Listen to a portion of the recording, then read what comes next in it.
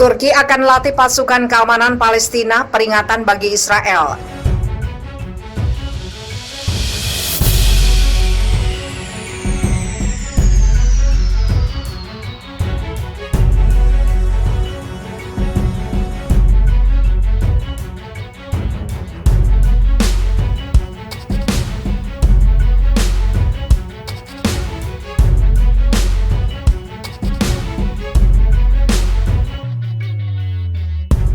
Perjanjian kerjasama keamanan antara pemerintah Turki dan Palestina yang sebelumnya sudah ditandatangani kini mulai berlaku.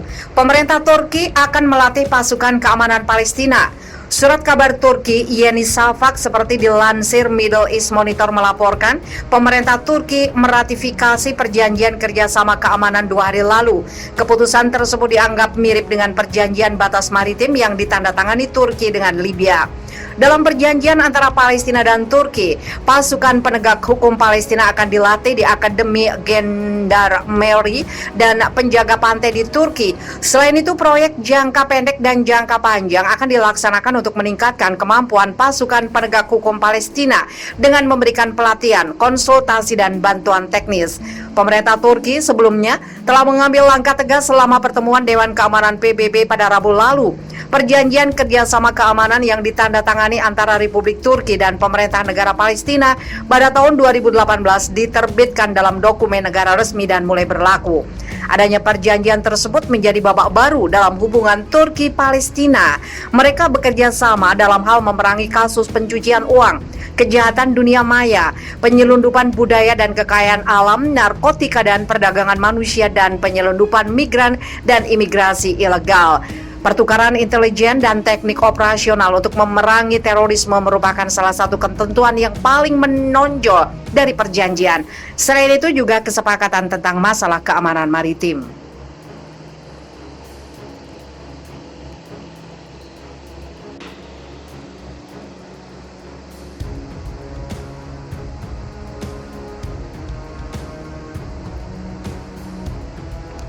Serangan polisi Israel lukai 10 warga Palestina di Yerusalem. Pasukan Israel pada Minggu melukai sedikitnya 10 orang yang melakukan aksi protes untuk mendukung aktivis Palestina di Yerusalem Timur. Warga Palestina menggelar protes di luar kantor polisi Israel di Jalan Salah al-Din untuk mendukung para aktivis yang ditahan. Masyarakat Bulan Sabit Merah Palestina mengatakan dalam sebuah pernyataan bahwa polisi Israel menembakkan peluru karet dan granat kejut ke arah para pengunjuk rasa. 4 warga Palestina terluka oleh peluru karet dan 6 lainnya termasuk 2 anak-anak dan seorang petugas medis terluka akibat granat kejut. Salah satu warga yang terluka dirawat di rumah sakit. Pada April, pengadilan Israel memutuskan untuk mengusir 8 keluarga Palestina dari rumah mereka di lingkungan Sheikh Jarrah demi kelompok pemukim Yahudi, memicu ketegangan di seluruh wilayah Palestina. Pemuda Palestina terluka parah di tepi barat, sementara itu polisi Israel juga melukai seorang pemuda Palestina yang memprotes pemukiman ilegal Yahudi di kota Ramallah, wilayah pendudukan tepi barat dengan tembakan langsung.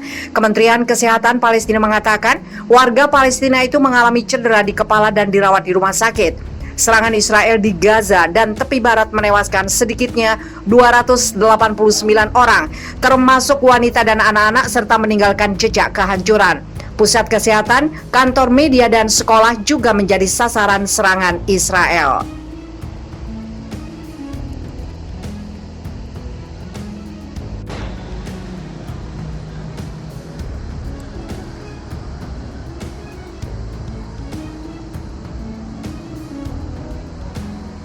Korea Utara, Israel ubah Gaza jadi rumah pemotongan manusia yang besar.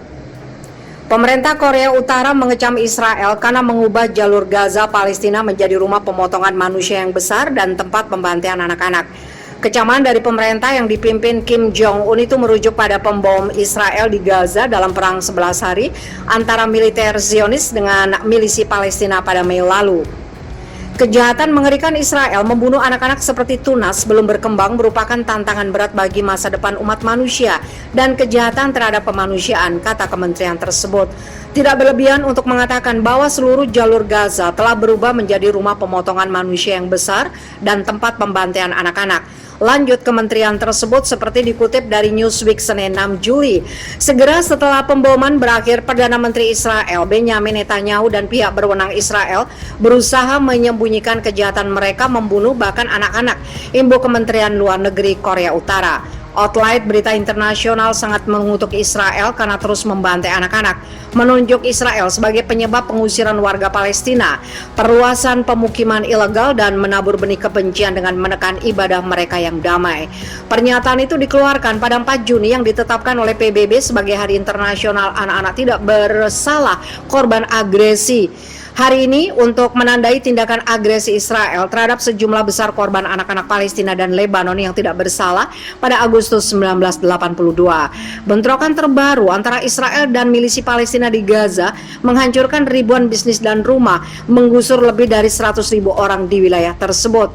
Kantor PBB untuk koordinasi urusan kemanusiaan mengatakan sekitar 240 warga Palestina tewas dalam 11 hari konflik. Para pejabat Zionis melaporkan sedikitnya 12 orang tewas di Israel.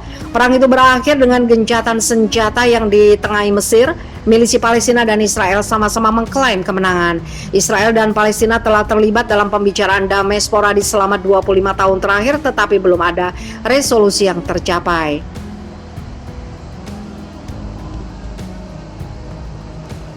Korea Utara telah lama mengakui kedaulatan Palestina atau semua wilayah yang dikuasai Israel, tidak termasuk dataran tinggi Golan. Pyongyang yang menganggap Israel sebagai satelit imperialis yang bertentangan dengan ideologi anti-imperialis dan anti-kolonialis Korea Utara. Selama beberapa dekade, rezim keluarga Kim Jong-un telah memihak kelompok perlawanan Palestina termasuk milisi Palestina. Pada 1990-an, mantan pemimpin tertinggi Kim Jong-il membantu mantan duta besar Palestina untuk Korea Utara Mustafa Safarini dengan perawatan kesuburan setelah mengembangkan hubungan dekat dengan pejabat tersebut. Sementara ideologi mereka selaras, solidaritas Pyongyang dengan gerakan pembebasan Palestina juga telah membuat Korea Utara memiliki hubungan diplomatik dengan kawasan Arab. Kementerian Luar Negeri Israel belum bersedia berkomentar atas kecaman Korea Utara terkait pemboman militer Zionis di Gaza bulan lalu.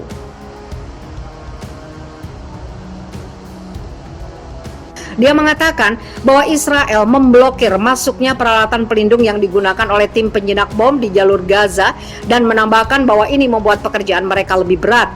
Gencatan senjata yang ditengahi Mesir yang mulai berlaku pada 21 Mei dini hari mengakhiri pemboman 11 hari Israel di jalur Gaza.